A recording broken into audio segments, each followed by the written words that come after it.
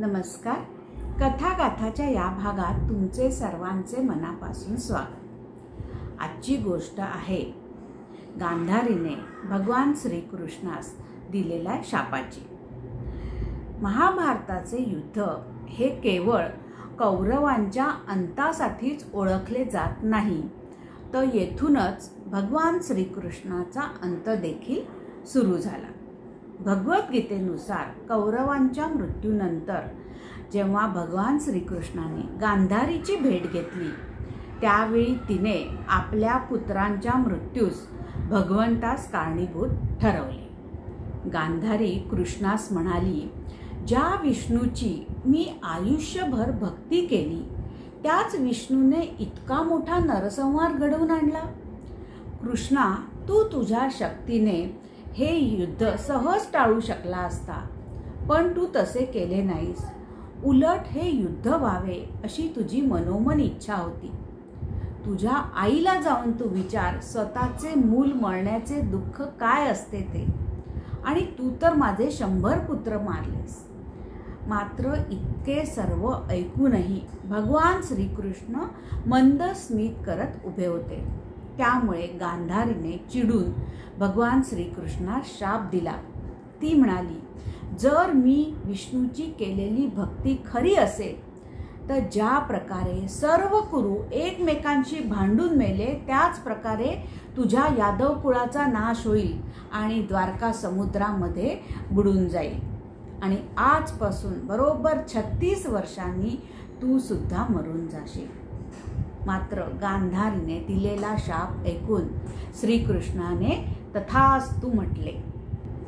त्यानंतर बरोबर 36 वर्षांनी भगवान श्रीकृष्ण एका झाडाखाली योग समाधी घेत होते आणि त्या दरम्यान जारा नावाचा एक भिल्ल एका हरणाचा पाठलाग करत तेथे पोचला. भगवान श्रीकृष्णाच्या हलणाऱ्या चमकदार तळव्यांना हरणाचे डोळे समजून जाराने बाण सोडला. आणि जेव्हा जाराला हे समजले की तो बाण श्रीकृष्णाच्या तळव्यांना लागला आहे, तेव्हा त्याच्याकडून झालेल्या चुकीबद्दल तो भगवान श्रीकृष्णाची माफी मागू लागला. तेव्हा भगवंतांनी त्याला पटवून दिले की त्याचा मृत्यू हा निश्चित आहे. तेव्हा जाराने पश्चाताप करण्याचे कारण नाही. श्रीकृष्ण जाराला म्हणाले, त्रेतायुगात मी रामाचा अवतार होतो आणि तू सुग्रीवाचा मोठा भाऊ बाली होता. रामाने बालीचा गुप्तपणे वध केला होता. त्यामुळे या जन्मात मला मागील जन्माची शिक्षा मिळाली आहे, असे सांगून भगवान श्रीकृष्णांनी आपल्या शरीराचा त्याग केला. अर्जुन जेव्हा द्वारकेस पोचला, तेव्हा त्याने पाहिले की श्रीकृष्ण आणि बलराम दोघेही मृतावस्थेत आहेत. तेव्हा त्यांच्या आत्म्याच्या शांतीसाठी अर्जुनाने त्यांचे अंतिम संस्कार केले.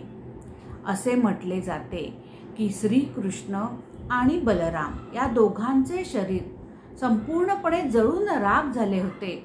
मात्र भगवान श्रीकृष्णाचे हृदय हे काही राखेत बदलले नाही. आजही ते जळत आहे असे मानले जाते. हजारो वर्षांपूर्वी मृत्युमुखी पडलेल्या भगवान श्रीकृष्णाचे हृदय अजूनही पृथ्वीवर धडधडत आहे, अशी एक आख्यायिका आहे.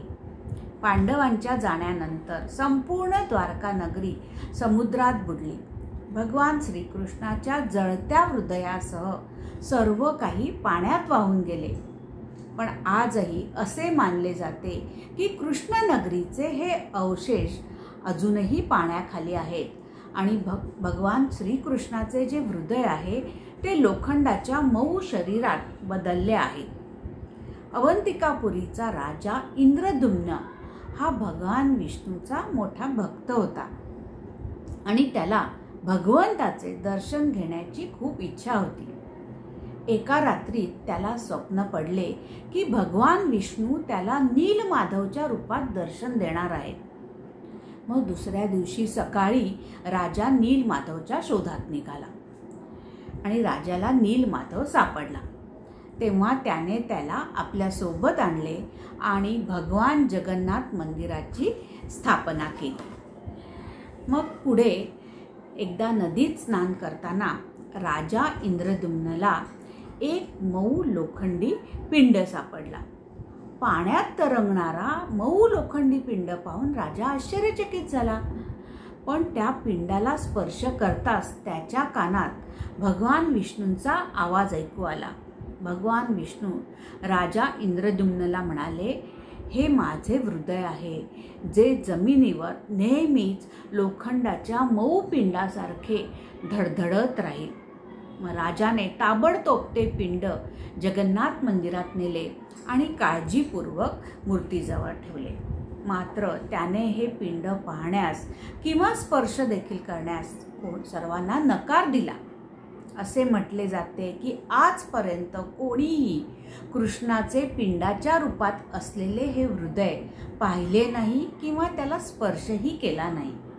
मान्यतेनुसार श्रीकृष्णाचे हृदय अजूनही भगवान जगन्नाथाच्या मंदिरात स्थापित आहे. आजपर्यंत कोणीही ते पाहिलेले नाही.